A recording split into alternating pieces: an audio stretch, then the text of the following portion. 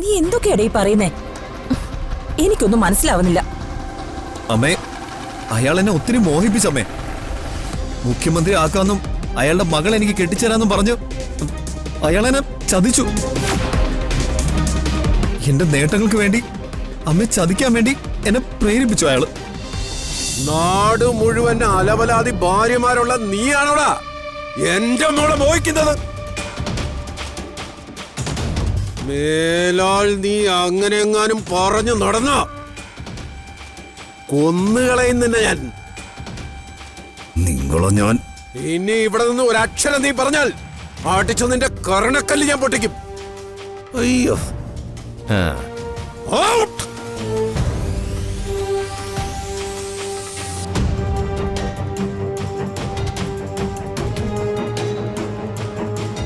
വാടോ. എന്തോ വന്ന്. അയ്യോ, എന്റെ ഒരു ടവൽ ഇവിടെ ആയിപ്പോയി. ഞാൻ നോക്കിട്ട് വരേ. എവിടെ പോയത്? അത് എന്റെ ഒരു കർച്ചീഫ് ഇവിടെ പോയായിരുന്നു കേട്ടോ. നിങ്ങളത് കണ്ടായിരുന്നോ? എന്റെ കർച്ചീഫ് കാണുന്നില്ലേ? അവൻ വിളിക്കുന്നുണ്ട്. എന്താ വേണ്ടത്? നിക്കണോ പോണോ? എന്റെ കൂടെ നിന്നാൽ നിനക്കുണ്ട് മുഷിയ. ഇവന്റെ കൂടെ പോയാൽ തെണ്ടിത്തിരിയാം. ഞാൻ പോണില്ല.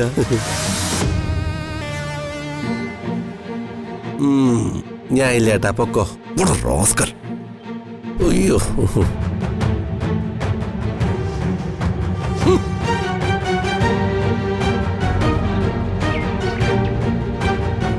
ചേട്ടനെടുത്തത് ഉറച്ച തീരുമാനം തന്നെയാണ് രാജു. തീർച്ചയായും. സാറ് മീഡിയയോട് പറഞ്ഞു കഴിഞ്ഞില്ലേ? രാഷ്ട്രീയ ജീവിതം വിട്ടെന്ന് അച്ഛൻ മീഡിയയോട് പറഞ്ഞത്. പൊളിറ്റിക്സ് വിട്ടൊരു ജീവിതം സാറിനെ കൊണ്ട് പറ്റില്ല.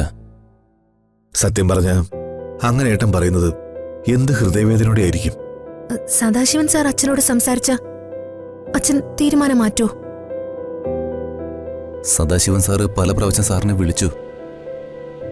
സാർ അദ്ദേഹത്തോട് സംസാരിക്കാൻ പോലും തയ്യാറാവുന്നില്ല. സദാശിവൻ സാർ എന്നോട് കംപ്ലൈന്റ് പറഞ്ഞു. സാറ് പറയുന്നത് അടുത്ത CM ആവേണ്ട ആളാ വർമ്മ സാറെന്നാ. അദ്ദേഹം എന്ത് കാരണം കൊണ്ടായാലും ഇങ്ങനെ പൊളിറ്റിക്സിൽ നിന്ന് മാറി നിൽക്കുന്നത് ശരിയല്ലെന്നാ സാറ് പറയുന്ന. ഏട്ടൻ വളരെ നിരാശനാണ്. എല്ലാത്തിൽ നിന്നും റിട്ടയർ ചെയ്ത് മാറി നിൽക്കാനാണ് ഏട്ടൻ ഉദ്ദേശിക്കുന്നത്. അത് നിരാശ കൊണ്ടാ ചെറിയച്ച. എന്തായാലും അച്ഛന് നേരെ നടന്ന് ഈ ചതിയും വഞ്ചനയും പഠിച്ചു വിടുന്ന നുണക്കഥകളും ഒന്നും വെറുതെ വിടാൻ പറ്റില്ല. അച്ഛന് നീതി കിട്ടിയേ പറ്റൂ.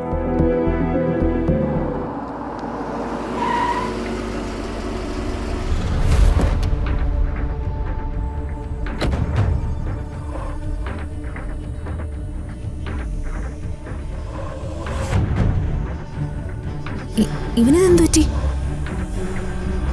തെരുവിൽ നിന്ന് നല്ല ഇടികിട്ടിയ ലക്ഷണമുണ്ട്.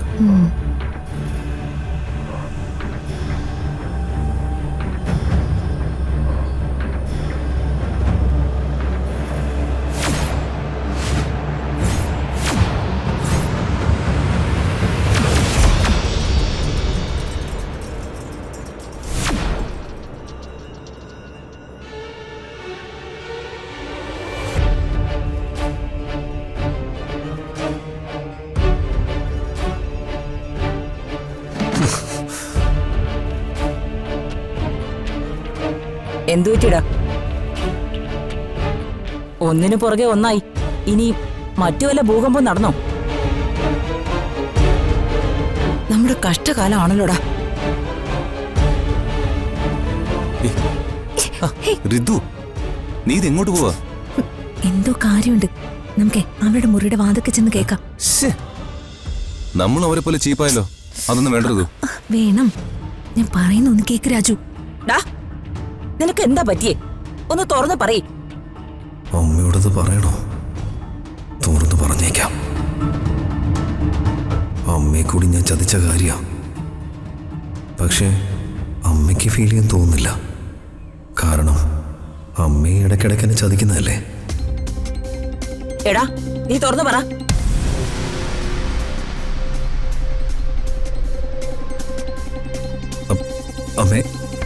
അമ്മയോട് ക്ഷമിക്കണം. എനിക്കൊരു അബദ്ധം പറ്റി.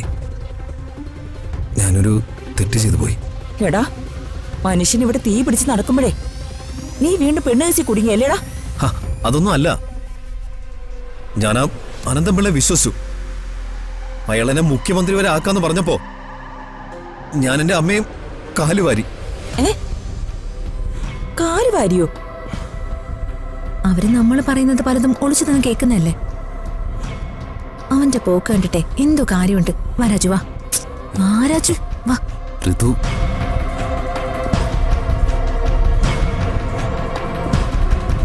നീ എന്തൊക്കെയാടാ ഈ പറയുന്നേ? എനിക്കൊന്നും മനസ്സിലാവുന്നില്ല. അമ്മേ, അയാൾ എന്നെ ഒത്തിരി മോഹിപ്പിച്ചമ്മേ. മുഖ്യമന്ത്രി ആക്കാന്നും അയാളുടെ മകൾ എനിക്ക് കെട്ടിച്ചേരാന്നും പറഞ്ഞു അയാളെന്നെ ചതിച്ചു.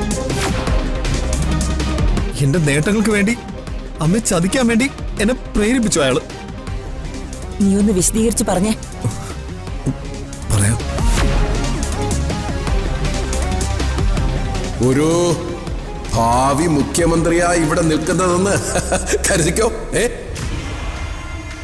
വർമ്മയുടെ അനന്തരവനായി അറിയപ്പെടുന്ന ഇവൻ ഭാവിയില് എന്റെ മരുമകനായും അറിയപ്പെടും. മോനെ, രാഷ്ട്രീയം എന്ന് പറയുന്നത് കാലുവാരലും കുതികാൽ വെട്ടലും ഒക്കെയാണ്. സ്വന്തം അമ്മയുടെ കുതികാലും വെട്ടണം. That is politics. എന്തൊക്കെയാടാ ഞാൻ കേട്ടെ? നിന്നെ പെറ്റി വളർത്തിയ അമ്മേ ഒറ്റ കൊടുത്തുന്നോ? അമ്മ അമ്മയുടെ രക്ഷയ്ക്കും നന്മയ്ക്കും വേണ്ടി അമ്മ പലപ്പോഴും എന്നെ ബലിയാടാക്കിയിട്ടില്ലേ? അതുപോലൊരു തെറ്റ് എനിക്കും പറ്റിപ്പോയി. അമ്മ എന്നോട് ക്ഷമിക്കണം. എങ്കിൽ എന്നെ കൊല്ലടാ, കൊല്ല്. ഒരിക്കൽ നീ എന്നെ കൊല്ലാൻ ശ്രമിച്ചതല്ലേ? കൊല്ല്. എന്തായി കാണിക്കുന്നത്? നീ സ്വന്തം അമ്മയെ ചതിക്കുകയും വഞ്ചിക്കുകയും ചെയ്ത ഒരുത്തന്റെ കൂടെ എനിക്ക് ജീവിക്കണ്ട, എനിക്ക് മരിക്കണം. കൊല്ലണോ? കൊല്ല്. രണ്ടുപേരും കൂടി എന്നെ ജയിലിലാക്കാൻ തീരുമാനിച്ചതല്ലേ?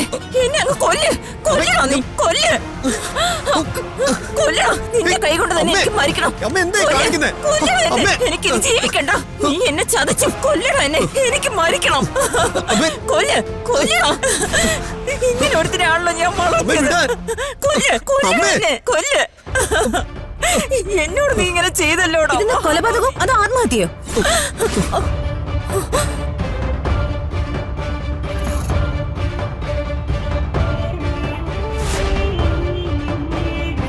രണ്ടായാലും ഈ വീട്ടിൽ പറ്റില്ല.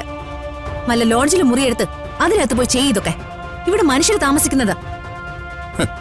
ഇതേ ആത്മഹത്യയും കൊലപാതകമൊന്നും അല്ല ഋതു. ഇവർക്ക് എന്തോ തക്കതായ ഒരു പണി കിട്ടിയിട്ടുണ്ട്. അതിന്റെ റിയാക്ഷനാ ഇതൊക്കെ. സത്യം പറയേ, എന്താ ഈ അഭ്യാസത്തിന്റെ അർത്ഥം? എന്തഭ്യാസം? ഞാനിവനോട് എന്റെ പൊന്നാങ്ങളുടെ അവസ്ഥയെ പറ്റി പറഞ്ഞ് കരയുമായിരുന്നു. ഓ, പ്രതാപൻ ഇങ്ങനൊരു ഗതി വരുമെന്ന് ആരെങ്കിലും കരുതിയോ? ഇതേ ഇവരുടെ നമ്പർ 1 തരികിടയാ.